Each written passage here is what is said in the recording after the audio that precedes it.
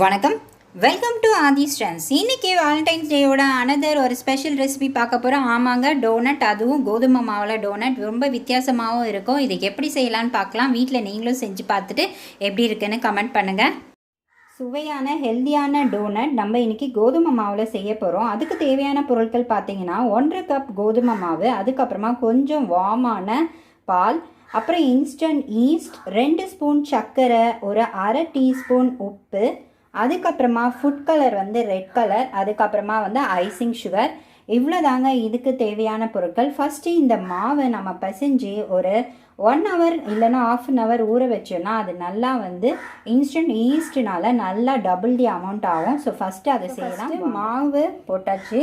அதுக்கப்புறமா நம்ம எடுத்து வச்சுருக்க இந்த 2 ஸ்பூன் சுகர், அதுக்கப்புறமா ஒரு அரை டீஸ்பூன் உப்பு, அதுக்கப்புறமா நம்ம எடுத்து வச்சுருக்க இந்த 1 டீஸ்பூன் அளவுக்கு இன்ஸ்டன்ட் ஈஸ்ட். ஸோ இது எல்லாத்தையும் நம்ம கொஞ்சம் கொஞ்சமாக பால் ஊற்றி பிசைஞ்சிக்கலாம் சப்பாத்தி மாவு பதத்துக்கு.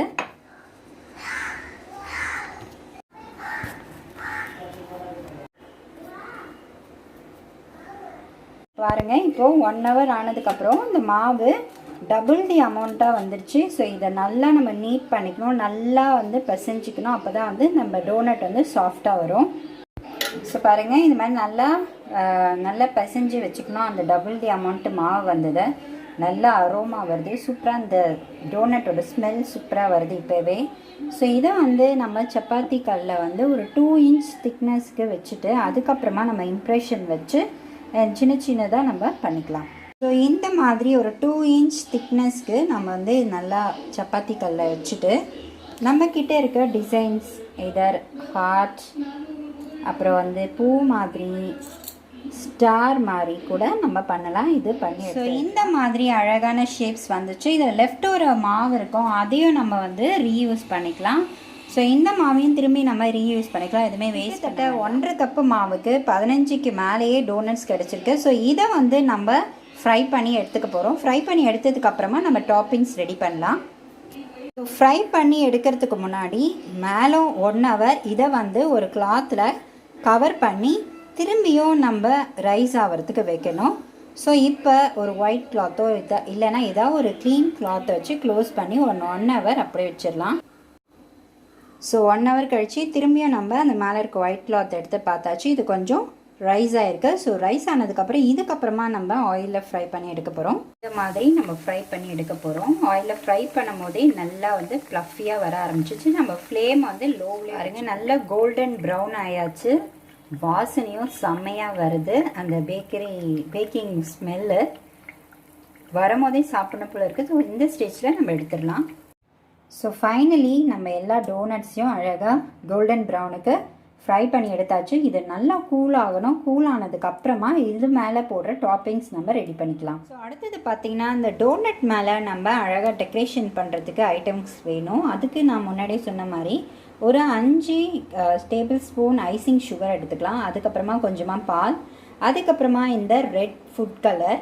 இந்த ரெட் ஃபுட் கலர் நம்ம நேச்சுரலாக கூட பண்ணலாம். பீட்ரூட்டை அரிஞ்சு காய வச்சு அதை பவுட்ரு பண்ணி அதை கூட நம்ம ஃபுட் கலராக யூஸ் பண்ணலாம். இது ரெட் கலர் ஃபுட் ஜெல், எல்லாமே எடிபிள் தான். அதுக்கப்புறமா மேலே டெக்கரேஷனுக்கு இது எல்லாமே எடிபிள் பேர்ல்ஸ். ஸோ இது சுகர் ஸ்ப்ரிங்கிள்ஸ். ஆல்ரெடி நான் டெசர்ட் யூஸ் பண்ணியிருக்கேன். ஸோ இதெல்லாம் வச்சு தான் நம்ம மேலே டோனட்க்கு டாப்பிங் பண்ண போகிறோம். வாங்க எப்படி செய்யலான்னு பார்க்கலாம். ஸோ இந்த மாதிரி நம்ம எடுத்து வச்ச பாலில் அந்த red colour food colour add பண்ணி இந்த கலர் வந்துடுச்சு. ஸோ இதில் நம்ம ஐசிங் சுகர் ஆட் பண்ண போகிறோம்.